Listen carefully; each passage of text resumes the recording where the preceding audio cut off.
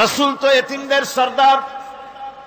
পৃথিবীর কোন এতিম যেন বলতে না পারে নবীজি আমার ব্যাপারে কি বলবেন, আমি তো এতিম মানুষ, আর তিনি আমার ব্যাপারে কিভাবে আমার দরদ বুঝবেন।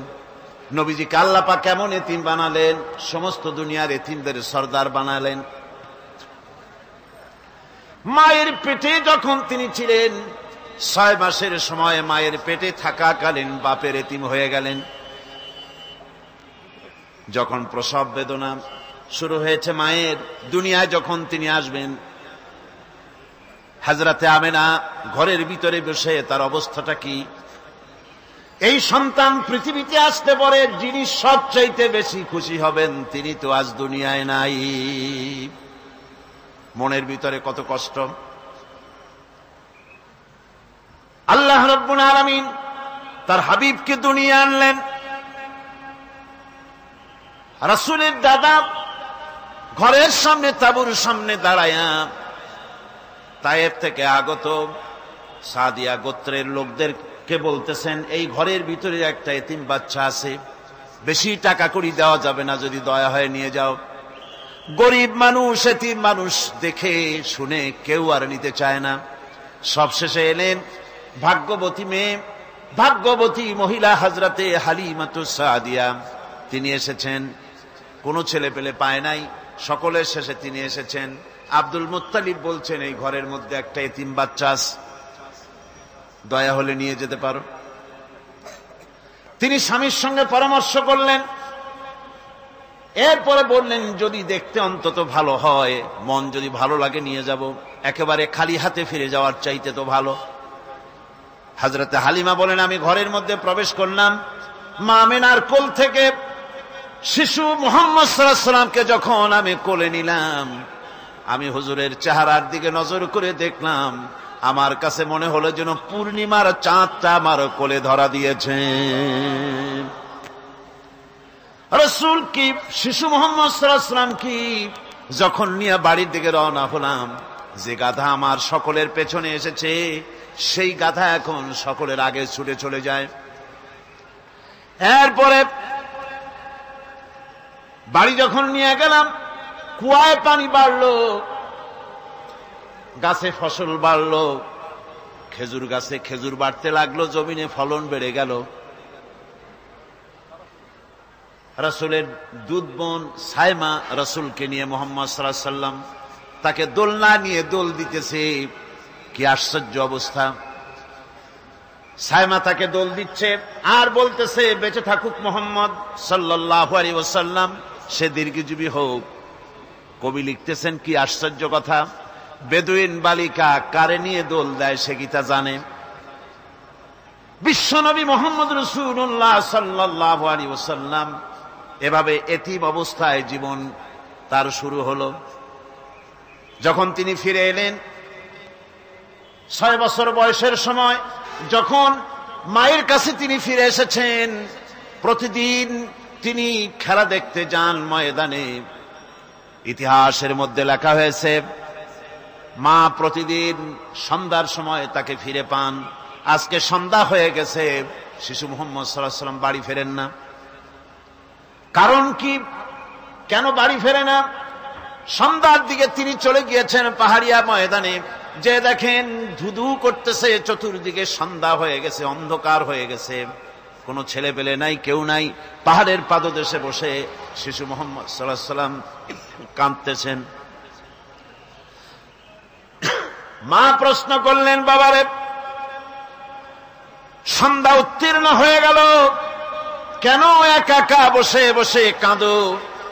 তিনি বলছেন, মাজি আজ কদিন খেলা দেখতে আসলাম ময়দানে, প্রতিদিন দেখি যখন সন্ধ্যা হয়ে যায় মুরব্বী শ্রেণীর কিছু লোক আসে, ছেলেকে নাম ধরে ডাক দেয়, ছেলেরা দৌড়ে তার বাবার কাছে চলে যায়, আর বাবা ছেলেকে কোলে নিয়ে মুখে চুমা দিয়ে বাড়ির দিকে নিয়ে যায়। আমি আজ কদিন পর্যন্ত এই ময়দানে এলাম, কোনদিন সন্ধ্যাবেলায় তো কেউ এসে আমাকে মুহাম্মদ বলে একটা ডাক দিল না। আমার আব্বা কি নাই? আল্লাহ রাব্বুল আলামিন বলেন, আলাম ইয়াজিদকা ইয়াতীমান ফাআওয়া, এরকম এতিম অবস্থায় পেয়ে আমি কি আপনাকে আশ্রয় দেই নাই?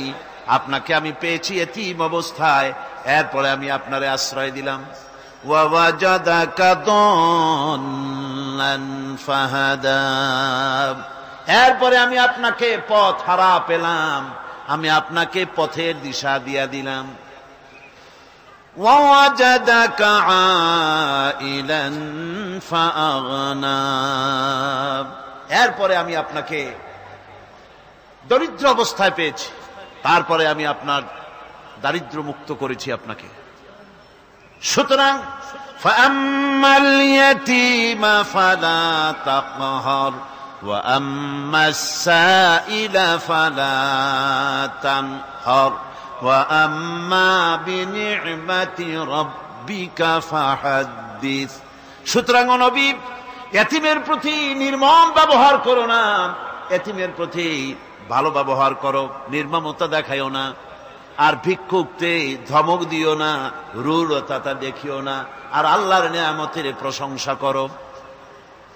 বহুত মানুষ আছে এতিমরে গলায় ধাক্কা দেয়। মানুষ যখন ভিক্ষা নিতে আসে গরিব হওয়া শুরু করেছে। আমার বন্ধুগণ, এজন্য এতিমের প্রতি দরদ করার জন্য আল্লাহ পাক কোরআনের ভিতরে পরিষ্কার বলেছেন। রাসূল করিম সাল্লাল্লাহু আলাইহি ওয়াসাল্লাম নিজে এতিম ছিলেন, আর এতিমের প্রতি তার এত দরদ ছিল, একবার তিনি ঈদের দিকে নামাজ পড়ার জন্য যাচ্ছেন, প্রতিমধ্যে দেখেন একটা বাচ্চা ছেলে কাঁদতেছে।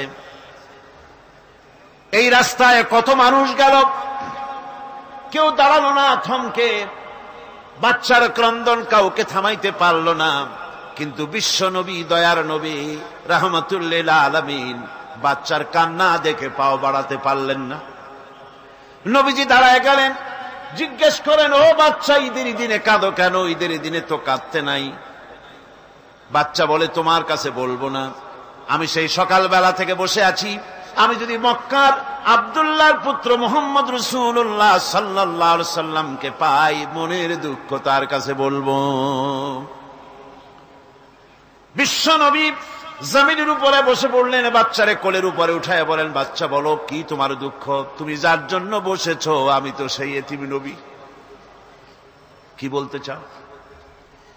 বাচ্চা বলতেছেন, ইয়া রাসূলুল্লাহ, আমার বাবা মারা গেছে, সেই ছোট্টবেলায় একেবারেই তখন মায়ের পেট থেকে আমি আসার পর বাপ মরে গেল, আমার মা আর একজনের সঙ্গে বিয়ে বসেছে, সেই পুরুষটি আমারে দেখতে পারে না, আমার মা যদি আমারে কোলে করে এসে সহ্য করতে পারে না, আমারে চুমা খাইলে সহ্য করতে পারে না, আমারে খাবার দিলে মা মার খায়।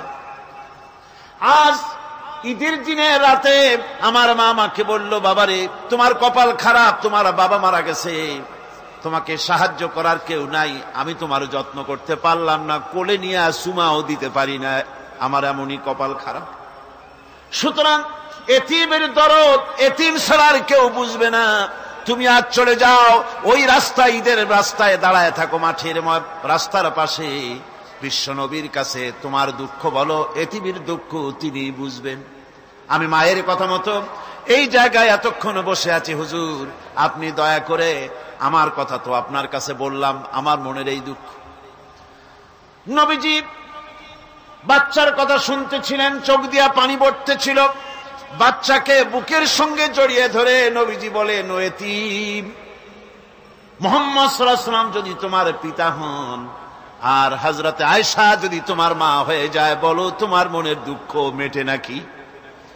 ছেলে ডুকরে কেঁদে উঠলো আর বলল, ইয়া রাসূলুল্লাহ, আপনি যদি আমার পিতা হন আর আয়েশা যদি আমার মা হয়ে যায়, এর থেকে বড় সৌভাগ্যের আমার তো আর কিছুই নাই।